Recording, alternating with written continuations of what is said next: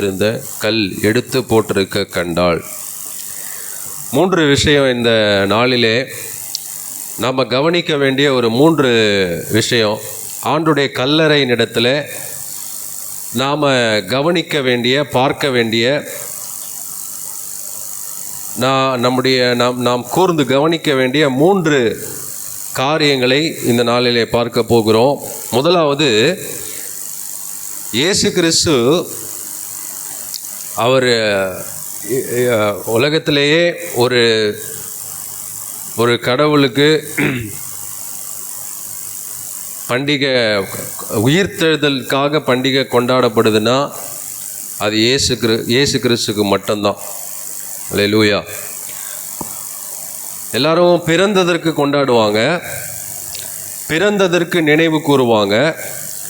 ஆனால் இயேசு கிறிஸ்துவுக்கு மட்டும்தான் இறந்ததற்கும் 3ஆம் நாள் உயிரோடு எழுந்ததற்கும் நினைவு கூறப்படுகிறது. இயேசு கிறிஸ்துவே இதை சொல்லியிருக்கிறார், என் மரணத்தை நினைவு கூறும்படி இதை செய்யுங்கள். அப்போது இந்த உலகம் அநேக மத தலைவர்களானாலும் சரி, அநேக மகான்கள் ஆனாலும் சரி, அநேக குருமார்கள் ஆனாலும் சரி, அல்ல பிற மதத்தில் உள்ள கடவுள்கள் ஆனாலும் சரி, எல்லாருக்கும் ஒரு பிறப்பை கொண்டாடி கொண்டிருக்கிற இந்த உலகத்தில் இயேசு கிறிஸ்துவுக்கு மட்டும் மரணத்தை நினைவு கூறும் விதமாக புனித வெள்ளியையும், மட்டுமல்லாமல் அவர் மரணத்தோடு அவருடைய கதை முடிந்து விடவில்லை, மரணத்தோடு கூட இயேசு கிறிஸ்துனுடைய வாழ்க்கை முடிந்து விடவில்லை, மாறாக 3ஆவது நாள் உயிரோடு கூட எழுந்திருந்தார் என்கிற ஒரு காரியத்தை நினைவு கூறும் விதமாக தான் இந்த உயிர்த்தெழுந்த திருநாளை நாம் அனுசரிக்கிறோம், நினைவு கூறுகிறோம். இதற்கு அந்த கல்லறை தான் சாட்சி. எல்லாருடைய கல்லறையிலையும் உள்ள என்ன இருக்கும்? சடலம் இருக்கும். ஆனால் இயேசு கிறிஸ்துனுடைய கல்லறையில் மட்டும் அவருடைய சடலம் உள்ளே இல்லாதபடிக்கு அது வெறுமையாக இருக்கிறது இன்றைய நாள் வரைக்கும், இன்றைக்கு வரைக்கும். அப்போது இயேசு கிறிஸ்துவனுடைய வெறுமையாக்கப்பட்ட கல்லறை, காலியான கல்லறை, இயேசு கிறிஸ்து அவர் இங்கே இல்லை, அவர் உயிர்த்தெழுந்து விட்டார் என்கிற ஒரு பிரகடனத்தை இந்த உலகத்திற்கு தெரிவிக்கிறதா இருக்கிறது. அப்போ இயேசு கிறிஸ்து எதற்காக அவர் விசேஷமானவர், எதற்காக அவரை உலகத்துக்கு அறிவிக்கணும்னா அவர் மட்டும்தான் மரணத்தை ஜெயித்திருக்கிறார். தன்னை தேவர்கள் என்று சொன்ன அநேகர் மரித்தார்கள், இறந்து போனாங்க. ஆனால் இயேசு கிறிஸ்து மட்டும்தான் மரணத்தை ஜெயித்தார். நானே வழியும் சத்தியமும் ஜீவனுமாய் இருக்கிறேன், நானும் உயிர்த்தெழுதலும் ஜீவனுமாய் இருக்கிறேன் என்று அவர்தான் சொன்னார். அவர்தான் அதை செய்து முடித்தார். சொன்னவர்கள் எல்லாரும் செய்யலை, இயேசு கிறிஸ்து மட்டும்தான் சொல்லி அதை சொன்னபடியே செய்து முடித்தார். அதுதான் கல்லறையில் அன்றைக்கு சொல்லப்படுது, தாம் சொன்னபடியே அவர் உயிர்த்தெழுந்தார். அப்போ இயேசு கிறிஸ்து சொன்ன வார்த்தையை மாறாமல் அதை சொன்ன வார்த்தையை நிறைவேற்றுகிறவர். நம்முடைய வாழ்க்கையிலே அவர் சொன்ன வார்த்தையை அவர் நிறைவேற்றுவார். அல்லேலூயா. அவர் எதையெல்லாம் சொன்னாரோ அதை நிறைவேற்றினார். குறிப்பாக தாம் மரணத்தை சந்தித்து 3ஆம் நாள் உயிரோடு கூட எழுந்திருப்பேன் என்று அவர் வாழும்பொழுதே தன்னுடைய சீடர்களுக்கு சொல்லிவிட்டார். அப்போது அதே மாதிரி அவர் மரணத்தை சந்தித்து இறந்து 3ஆம் நாள் உயிரோடு கூட எழுந்தார். இதை வேற யாரும் இந்த உலகத்தில் செய்ததில்லை, செய்ய போவதும் இல்லை. காரணம், இயேசு கிறிஸ்து மெய்யான தேவன். அல்லேலூயா. அப்போது இயேசு கிறிஸ்து புனித வெள்ளி அன்று சிலுவையில் அறையப்பட்டிருந்தார், மரித்து போனார், இறந்து போனார். அவரை இறக்கி ஒரு கல்லறையிலே வைத்து, அந்த கல்லறையிலே இன்னொரு கல்லை புரட்டி வைத்து மூடி அங்கே அவருடைய சடலத்தை, அவருடைய சரீரத்தை வைத்து விட்டு போனார்கள். 3ஆம் நாள் அவருடைய கல்லறைக்கு சீஷர்களும் மற்ற பெண்களும் வரும்பொழுது அங்கே காணப்பட்ட 3 காரியங்களை, நாம் கவனிக்க வேண்டிய 3 காரியங்களை நாம் பார்க்க போகிறோம். அதில் ஒன்று, மத்தேயு எழுதின சுவிசேஷம் 28ஆம் அதிகாரத்தில் 2வது வசனத்தில் பார்க்கும்பொழுது, மத்தேயு எழுதின சுவிசேஷம் 28ஆம் அதிகாரத்தில் 2வது வசனத்தில் பார்க்கும்போது, அப்பொழுது பூமி மிகவும் அதிரும்படி கர்த்தருடைய தூதன் வானத்திலிருந்து இறங்கி வந்து வாசலில் இருந்த கல்லை புரட்டி தள்ளி அதன் மேல் உட்கார்ந்தான். இதே யோவான் எழுதின சுவிசேஷம் 20ஆம் அதிகாரத்தில் வாசிக்கும் பொழுது, அதிக இருட்டோட மகதலேனா மரியாள் கல்லறை இடத்திற்கு வந்து கல்லறையை அடைத்திருந்த கல் எடுத்து போட்டிருக்க கண்டாள். அல்லேலூயா. அப்போ முதலாவது ஒரு காரியம், நாம இயேசு கிறிஸ்துவனுடைய கல்லறையில் கவனிக்க வேண்டிய ஒரு காரியம், முதலாவது கல் புரட்டப்பட்டிருந்தது. இது கல் புரட்டப்பட்டிருந்தது. கல் என்பது ஒரு தடைக்கு அடையாளம். நம்முடைய வாழ்க்கையில் இருக்கிற அநேக தடைகளை கர்த்தர் புரட்டி போட வல்லவராக இருக்கிறார். அது மட்டும் அல்லாமல் லாசரு உயிர்த்தெழும்போதும் இயேசு கிறிஸ்து உயிர்த்தெழும்போதும் ஒரு காரியம் நடந்தது. லாசரு உயிர்த்தெழும்பொழுது லாசருவே வெளியே வா என்று சொன்னார். அப்பொழுது அந்த லாசருவை எழுப்புவதற்கு முன்பதாக ஆண்டவர் சொன்ன ஒரு காரியம், மனுஷர்களை பார்த்து சொன்னார். அங்கே நின்று கொண்டிருந்த மனுஷர்களை பார்த்து சொன்னார், அந்த கல்லை புரட்டி போடுங்கள் என்று சொல்லும் பொழுது மனுஷர்கள் லாசருடைய கல்லறையில் இருந்த கல்லை புரட்டினார்கள். ஆனால் இங்கே என்ன நடக்குது? எந்த மனிதனும் அந்த கல்லை புரட்டவில்லை. எந்த மனிதனும் அந்த கல்லை புரட்டவில்லை. மாறாக பரலோகம் இறங்கி வந்து அந்த கல்லை புரட்டினது. இதற்கு என்ன அடையாளம்? இதிலிருந்து நம்ம என்ன கற்றுக்கொள்ள வேண்டும் என்று சொன்னால், மனுஷனுக்கு தான் தேவனுடைய உதவி தேவையே தவிர தேவனுக்கு ஒரு நாளும் மனிதனுடைய உதவி தேவையில்லை என்பதை அது குறிக்கிறது. ஒரு நாளும் ஒரு காலம் மனுஷனுடைய உதவியை தேவனுக்கு தேவையில்லை என்பதை காண்பிக்கிறது. மனுஷனுக்கு தான், லாசரு தான் உயிர்த்தெழும்போது மனுஷன் அந்த கல்லை புரட்டினான், மனுஷனுடைய உதவி தேவைப்பட்டது. ஆனால் இயேசு கிறிஸ்து உயிர்த்தெழும்பொழுது அந்த கல்லை தேவ தூதன் வந்து புரட்டி போட்டான். அதிகாலையில் இருட்டோடே கூட. மட்டுமல்லாமல் அந்த கல் ஏன் தேவ தூதனால் புரட்டப்பட்டதுன்னா, அந்த கல் ஏன் புரட்டப்பட்டதுன்னா இயேசு கிறிஸ்து வெளியே வர்றதுக்காக இல்லை. நல்லா கவனிச்சுக்கங்க. கல்லறையில் கல்லை புரட்டினதுக்கு அப்புறமா, புரட்டி போட்டதுக்கு அப்புறமா, தேவதூதன் வந்து இறங்கி கல்லை புரட்டி போட்டதுக்கு அப்புறமா தான் இயேசு கிறிஸ்து வெளியே வரணுமா? கிடையாது. ஏன்னா யோவான் 20ஆம் அதிகாரத்தில் 19ஆம் வசனத்தில் பார்க்கும்போது, வாரத்தின் முதல் நாளாகிய அன்றைய தினம் சாயங்கால வேளையிலே சீஷர்கள் கூடியிருந்த இடத்தில் யூதருக்கு பயந்ததினால் கதவுகள் பூட்டப்பட்டிருக்கையில் இயேசு வந்து நடுவே நின்று உங்களுக்கு சமாதானம் என்று சொன்னார். பூட்டப்பட்ட அறைக்குள்ளே, பூட்டப்பட்ட வீட்டிற்குள்ளே உள்ளே இயேசு கிறிஸ்துவால் நுழைய முடியும் என்று சொன்னால், பூட்டப்பட்ட கல்லறையிலிருந்தும் அவரால் வெளியே வர முடியும். அப்போ ஏன் கல் புரட்டப்பட்டதுக்கு அப்புறம் அவர் வெளியே வந்தாருன்னு சொன்னால், இது மனிதர்களுக்கு அவர் சொல்ல வருகிற ஒரு மிகப்பெரிய அறிவிப்பு. அல்லேலூயா. இந்த அவருடைய சரீரம் உள்ளே இல்லை என்பதை உலகத்திற்கு சொல்லக்கூடிய ஒரு முக்கிய அறிவிப்பாக பரலோகம் சொல்லுகிறது. அல்லேலூயா. அப்போது இயேசு கிறிஸ்து உயிர்த்தெழுதற்கு கல் ஒரு தடை கிடையாது. எப்படி கதவு, பூட்டப்பட்ட கதவு ஒரு தடை கிடையாதோ யோவான் 20:19, அதே மாதிரி கல்லும் ஒரு தடை அல்ல. அவரால் அது பூட்டப்பட்டிருக்கும் பொழுதும் மூடி வைக்கப்பட்டிருக்கும் பொழுதும் வெளியே வந்திருக்க முடியும். அது ஏன் புரட்டப்பட்டதுன்னா, அவர் வெளியே வர முடியாது என்பதற்காக அல்ல, மனுஷர்கள் உள்ளே போய் பார்க்க வேண்டும் என்பதற்காக, மனுஷர்கள் உள்ளே போய் அறிந்து கொள்ள வேண்டும் என்பதற்காக, மனுஷர்கள் உள்ளே போய் அவருடைய சரீரம் இங்கே இல்லை, அவர் உயிர்த்தெழுந்து விட்டார் என்கிற செய்தி உலகத்திலே போய் சேர வேண்டும் என்பதற்காக அங்கே கல் புரட்டப்பட்டு அது திறக்கப்பட்டிருந்தது. கல் புரட்டப்பட்டு அது திறக்கப்பட்டிருந்தது, உள்ள அவருடைய சரீரம் இல்லாதபடிக்கு. அப்போது கல் புரட்டப்பட்டது இயேசு வெளியே வருவதற்காக அல்ல, மனிதர்கள் உள்ளே சென்று பார்ப்பதற்காக. இது மனிதர்களுக்கு ஒரு டிக்ளரேஷன், ஒரு பிரகடனத்தை காண்பிக்கிறது. அடுத்தது, ரெண்டாவது, யோவான் 20ஆம் அதிகாரம் முழுதுமாக வாசிக்கும் பொழுது மரணம் முதலாவது கல் புரட்டப்பட்டிருந்தது, இரண்டாவது மரணம் விரட்டப்பட்டிருந்தது. சுவிசேஷம் லூக்கா எழுதின சுவிசேஷம் 24ஆம் அதிகாரம், லூக்கா எழுதின சுவிசேஷம் 24ஆம் அதிகாரத்தில் 3 மற்றும் 4ஆம் வசனத்தை வாசிக்கும்போது, உள்ளே பிரவேசித்து கர்த்தராகிய இயேசு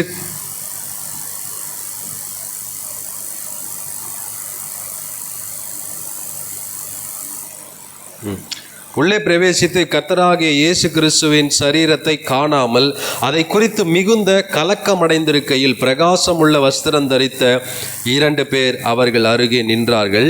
அந்த ஸ்திரீகள் பயப்பட்டு தலை கவிழ்ந்து தரையை நோக்கி நிற்கையில் அந்த 2 பேரும் அவர்களை நோக்கி, உயிரோடு இருக்கிறவரை நீங்கள் மரித்தோரிடத்தில் தேடுகிறது என்ன? அவர் இங்கே இல்லை, அவர் உயிர் தெழுந்தார். அல்லேலூயா. அப்போ இந்த உலகத்தை பொறுத்த வரைக்கும் மரணம் என்பது தான் ஒரு முடிவு. மரணம் தான் முடிவு, எல்லாத்துக்கும் முடிவு என்னது? மரணம் தான். அப்படின்ற பார்வை தான் இந்த உலகத்தில் இருக்குது. ஆனால் தேவ ஜனங்களுக்கு, தேவ பிள்ளைகளுக்கு, ஆண்டவரை விசுவாசிக்கிற, ஆண்டவரை ஆராதிக்கிற பிள்ளைகளுக்கு மரணம் என்பது ஒரு முடிவல்ல. மரணம் என்பது இந்த உலக வாழ்க்கையினுடைய முடிவு, நித்திய வாழ்க்கையினுடைய துவக்கமாக இருக்கிறது. அல்லேலூயா. சிலுவையில் மரிச்சபோது, இயேசு கிறிஸ்து சிலுவையில் மரிச்சபோது அவ்வளோதான், இவரை முடிச்சிட்டோம், இனி இவருடைய தொல்லை இருக்காது, இனி இவர் சொல்ல வருகிற காரியங்களை நம்ம ஒழிச்சிட்டோம். இயேசு கிறிஸ்துவை சிலுவையில் அறைஞ்சு அவரை சாகடித்து ஒழிச்சு கட்டிட்டோம். அவருடைய சீஷர்களும் இனி செயல்பட மாட்டாங்க. இனி இவருடைய உபதேசங்கள் முடக்கப்பட்டு விடும். இனி இவருடைய சத்தியம் முடக்கப்பட்டு விடும்.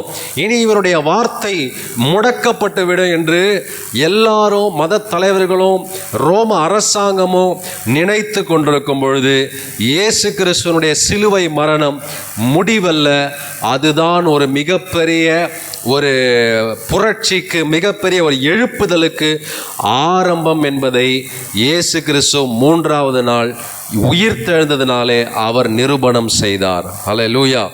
இப்போ காலியான கல்லறை என்பது ஒரு அறிவிப்பு. என்ன அறிவிப்பு? மரணம் என்பது ஒரு முடிவல்ல, அது நித்திய வாழ்க்கைக்கு ஆரம்பம். இப்போ மரணம் சாகிற வரைக்கும், சாகிறதுக்குள்ளே இதை பண்ணிடணும், அதை பண்ணிடணும், இது சம்பாதிச்சிடணும், அதை சம்பாதிச்சிடணும், இதை சேர்த்து வச்சிடணும், அதை சேர்த்து வச்சிடணும், சாகிறதுக்குள்ளே இந்த பூமியினுடைய காரியங்கள் எல்லாத்தையும் பண்ணிடணும் அப்படின்றது மோசமான விஷயம் இல்லை. ஆனால் நித்திய வாழ்க்கைக்குரிய ஒரு ஆயத்தத்தை இந்த பூமியினுடைய வாழ்க்கையை முடிக்கிறதற்குள்ளே நாம் செய்து கொள்ள வேண்டும். ஏனென்றால் மரணம் என்பது இந்த பூமியினுடைய, இந்த உலக வாழ்க்கையினுடைய முடிவுதானே அல்லாமல் அதற்கப்புறமா நித்திய வாழ்க்கைக்குரிய துவக்கம் ஒன்று இருக்கிறது. அதை நோக்கி நாம் பயணம் செல்ல வேண்டும், அதை நோக்கி நாம் பிரயாசப்பட வேண்டும், அதற்காக நாம் முயற்சி செய்ய வேண்டும், அதற்காக நாம் எஃபர்ட்டை போட வேண்டும். அல்லேலூயா. அப்போது மரணம் என்பது இந்த உலகத்தினுடைய வாழ்க்கையினுடைய முடிவு தான், ஆனால் நித்திய வாழ்க்கைக்குரிய ஆரம்பம். மரணம் எல்லாத்துக்கும் முடிவில்லை, இந்த உலக வாழ்க்கையை தான் முடிக்கிறோம். மரணம் இறந்து நிறைய பேர் சூசைட் பண்ணிப்பாங்க. சூசைட் பண்ணால் எல்லா பிரச்சனையும் முடிஞ்சிருச்சு. சூசைட் பண்ணால் கடன் தொல்லை இல்லை, சூசைட் பண்ணிக்கிட்டால் குடும்ப பிரச்சனை இல்லை, கடன் சுமை இல்லை, இந்த பிரச்சனை இல்லை, அந்த பிரச்சனை இல்லை, அதனால் சூசைட் பண்ணிக்கலாமா அப்படின்னு கேட்டால், சூசைட் பண்ணிக்கிட்டால் கடன் பிரச்சனையிலேருந்து இல்லை, இந்த உலகத்தில் இருக்கிற சின்ன சின்ன பிரச்சனையிலேருந்து வேணால் தப்பிச்சு போயிடலாம். ஆனால் அதுக்கப்புறம் இயேசு கிறிஸ்து இல்லாமல் மரித்தா பெரிய பிரச்சனையில் போய் நம்ம மாட்டுவோம். அதுதான் நரகம், அதுதான் பாதாளம், அதுதான் அக்னி கடல், அதுதான் அக்னியும் கந்தகமுமான எரிகிற கடல் என்று சொல்லப்பட்டிருக்கு. அதிலிருந்து நாம் தப்புவிக்கப்படணுன்றதுக்காக தான் இயேசு கிறிஸ்து சிலுவையில் மரித்து 3ஆவது நாள் உயிரோடு கூட எழுந்து மரணம் இனி நம்மை ஆண்டு கொள்ளுவது இல்லை என்று சொல்லி ஒரு புதிய நம்பிக்கையை மனுக்குலத்திற்கு அவர் தன்னுடைய உயிர்த்தெழுதல் மூலமாக அறிவித்தார். ஒரு புது நம்பிக்கையை கொடுத்தார். மரண பயத்திலிருந்து விடுதலையாக்குவதற்காக அவர் மரணத்தை சந்தித்து அவர் உயிர்த்தெழுந்து பூமியில் உள்ள சகல மனுஷர்களுக்கும் சகல ஜனங்களுக்கும் புதிய நம்பிக்கையை கொடுக்கும் விதமாக அவர் உயிர்த்தெழுந்தார். இயேசு கிறிஸ்து உயிர்த்தெழுந்தது என்பது சாதாரண விஷயம் இல்லை. இயேசு கிறிஸ்து மரணத்தை சந்தித்தது என்பது சாதாரண விஷயம் இல்லை. அது சாதாரணமாக நடந்தது போல வேணா தெரியலாம். ஆனால் ஸ்பிரிச்சுவல் வேர்ல்ட், ஆவிக்குரிய உலகத்தில் அது மிகப்பெரிய ஒரு தாக்கத்தை ஏற்படுத்தி இருக்கிறது. அதை நாம் ஆண்டவரோடு கூட இணைந்து நாம் பயணிக்கும் பொழுது தான் அதனுடைய அருமையை நம்ம புரிஞ்சுக்க முடியும். அப்போது மரணம் தோற்கடிக்கப்பட்ட இடம்தான் இயேசு கிறிஸ்துவின் கல்லறை. மரணம் விரட்டப்பட்ட இடம்தான் இயேசு கிறிஸ்துவின் கல்லறை. மரணம் மண்டியிட்ட இடம்தான் இயேசு கிறிஸ்துவின் கல்லறை. மரணம் தோற்று போயிருக்கிறது, மரணம் மண்டியிட்டு இருக்கிறது, மரணம் விரட்டப்பட்டிருக்கிறது என்பதை குறித்த சாட்சியின் இடமாக இருக்கிறது. உலகத்தை பொறுத்த வரைக்கும் சிலுவை மரணம் என்பது ஒரு தோற்று போன இடம். ஆனால் பரலோக பார்வை வேற. சிலுவை மரணம் என்பது வெற்றி சிறந்த இடம். இயேசு கிறிஸ்து மரணத்தை ஜெயித்த ஒரு இடம். இயேசு கிறிஸ்துனுடைய திறக்கப்பட்ட கல்லறை என்பது இயேசு கிறிஸ்து மரணத்தை ஜெயித்த ஒரு இடம். அதான் இங்க சொல்லப்பட்டிருக்கு, வெற்றி சிலுவையிலே வெற்றி சிறந்தார். அல்லேலூயா. அடுத்து மூன்றாவது கடைசியாக யோவான் 20ஆம் அதிகாரத்தில் 6-7 வசனங்களை வாசிக்கும்போது அங்கே சீலை சுருட்டப்பட்டிருந்தது. முதலாவது சொன்ன கல் புரட்டப்பட்டிருந்தது, இரண்டாவது மரணம் விரட்டப்பட்டிருந்தது, மூன்றாவது சீலை சுருட்டப்பட்டிருந்தது. யோவான் 20ஆம் அதிகாரம் 6-7 ஆகிய வசனங்களை வாசிக்கும் போது 7ஆவது வசனத்தில் சீலைகள் கிடக்கிறதையும் அவருடைய தலையில் சுற்றியிருந்த சீலை மற்ற சீலைகளுடனே வைத்திராமல் தனியே ஒரு இடத்தில் சுருட்டி வைத்திருக்கிறதையும் கண்டான். அப்போ கவனிங்க, ஏன் இதை இந்த மாதிரி ஏன் ஆண்டவர் வச்சுட்டு போனார்? கல்லறையிலேருந்து ஒருத்தர் புறப்படும் போது நம்மலாம் வீட்டிலே துணியை மடிக்கிற பழக்கம் இருக்காது நமக்கெல்லாம். அப்படியே எழுந்து கட்டிலேருந்து எழுந்து அப்படியே போவோம். பாயிலேருந்து எழுந்து அப்படியே பாயை கூட சுருட்டி வைக்க மாட்டோம், போர்வையை கூட மடித்து வைக்க மாட்டோம், அப்படியே எழுந்து அப்படியே போவோம்.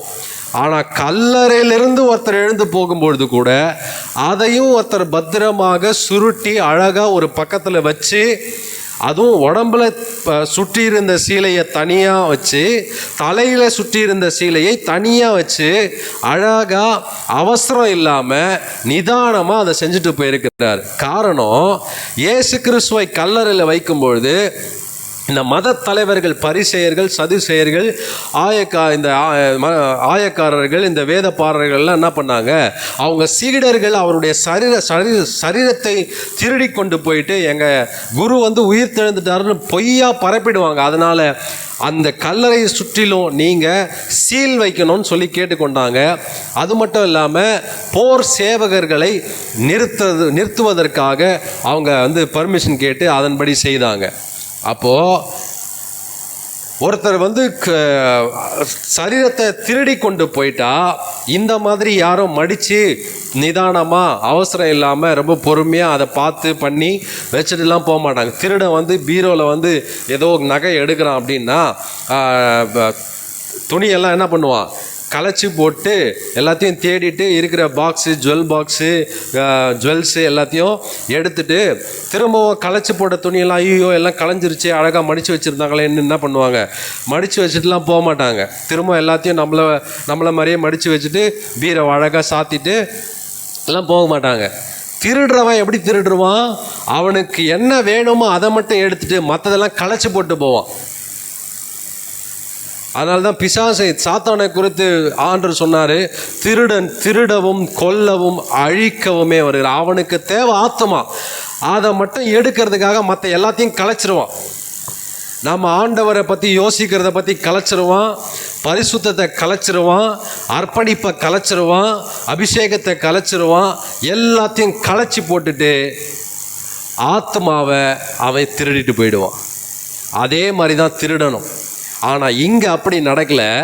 என்ன நடக்குது, தலையிலே சுருட்டப்பட்டிருந்த சீலையை தனியே ஆண்டவர் வைத்துவிட்டு போனார். இது எதை குறிக்குதுன்னா, இந்த நிகழ்வு, உயிர்த்தெழுந்த நிகழ்வு அவசரமாக நடக்கலை. இந்த உயிர்த்தெழுந்த நிகழ்வு என்பது திருடப்பட்ட ஒரு நிகழ்வாக, சீஷர்கள் ஏதோ திருடிட்டு அவர் ஏதோ உயிர்த்தெழுந்ததாக நடைபெறவில்லை என்பதை குறிப்பதற்காக அங்கே அப்படி வைக்கப்பட்டிருந்தது. இன்னொன்று ரொம்ப முக்கியமான விஷயம் இதுதான். எதற்காக அந்த சீலை சுருட்டப்பட்டிருந்ததுன்னா, அந்த நாட்களில் ஒரு கல்ச்சர் இருந்துச்சு. அந்த நாட்டின் அந்த ஜனங்களுடைய வழக்கத்தின்படி ஒரு கலாச்சாரம் ஒன்று இருந்துச்சு. என்னென்னா, ஒரு ரபி இருந்தார்னா, அந்த குரு தன்னுடைய சீஷர்களோடு கூட எதனா ஒரு டைனிங்க்கு போவார் சாப்பிட்றதுக்கு. அப்போ அந்த டைனிங் டேபிள், அந்த மேசையில் சாப்பிடும்பொழுது துணி விரிக்கப்படும். அப்போ அந்த குரு சாப்பிடுவார், ரபி சாப்பிடுவார். சாப்பிட்டுட்டு அப்படியே எழுந்து போயிட்டார்னா அந்த டேபிளை க்ளீன் பண்ணி அந்த துணியெல்லாம் எடுத்துகிட்டு போயிடுவாங்க. அந்த டேபிள்லாம் க்ளீன் பண்ணுவாங்க. அடுத்து ஒரு ஆள் வருவாங்க. ஆனால் அதுவே அந்த ரபி, அந்த குரு, அந்த சாப்பிட்டுட்டு இருக்கும்பொழுது அந்த துணியை மடித்து வச்சுட்டு அவர் எழுந்து போனார்னா, அந்த மேசையை சுத்தம் பண்ணுகிறவங்களோ அந்த வீட்டாரோ பார்க்கும்பொழுது, ஓ, குரு ரபி அந்த துணியை மடித்து வச்சுட்டு போயிருக்கிறாரு. அப்போ என்ன அர்த்தம்னா, அவர் திருப்பி வரப்போகிறாரு. இன்னும் அவர் டைனிங்கை முடிக்கல, இன்னும் அவர் உணவை இன்னும் முடிக்கவில்லை.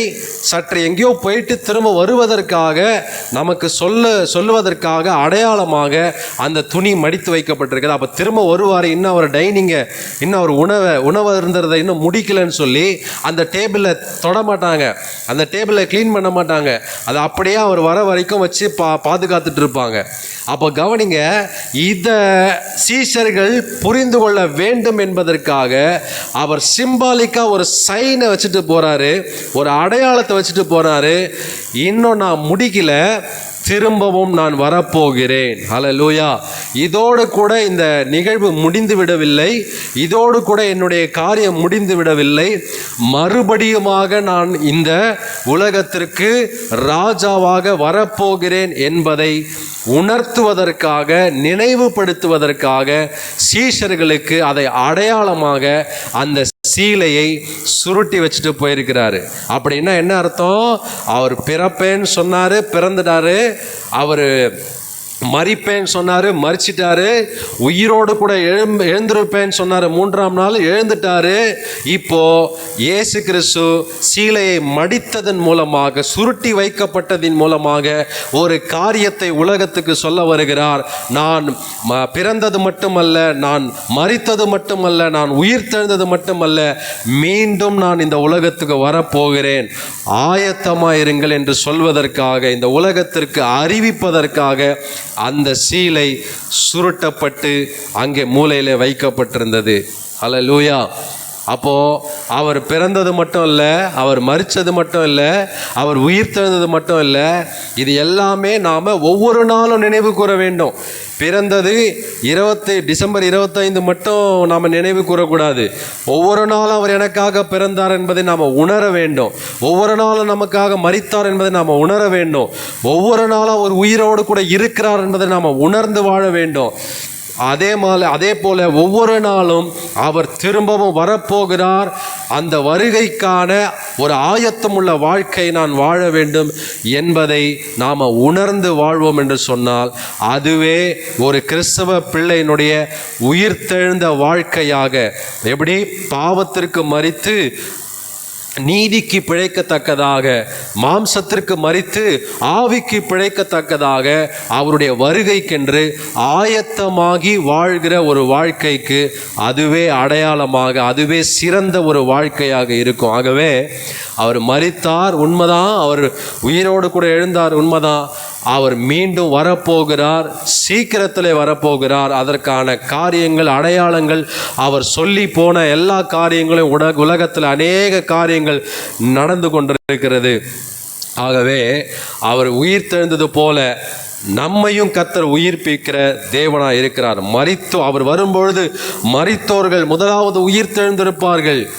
அவர் வரும்பொழுது உயிரோடு இருக்கிறவர்கள் மறுரூபமாவார்கள். ஆகவே இந்த உலகம் ஆயத்தமாகுதோ இல்லையோ, ஆனால் இந்த உலகம் அந்தி கிறிஸ்துவை வரவேற்க ஆயத்தமாகிறது. நாமோ ரட்சிக்கப்பட்டவர்களோ, தேவனுடைய பிள்ளைகள், தேவனுடைய ஜனங்களோ கிறிஸ்துவை வரவேற்க நாம் ஆயத்தமாவோம். அதற்கான வாழ்க்கையை நாம் வாழ்வோம். அதற்கான பிரயாசங்களை நாம் முன்னெடுப்போம். கர்த்தர் நம்மோடு கூட இருப்பாராக. கர்த்தர் நம்மை ஆசீர்வதிப்பார்.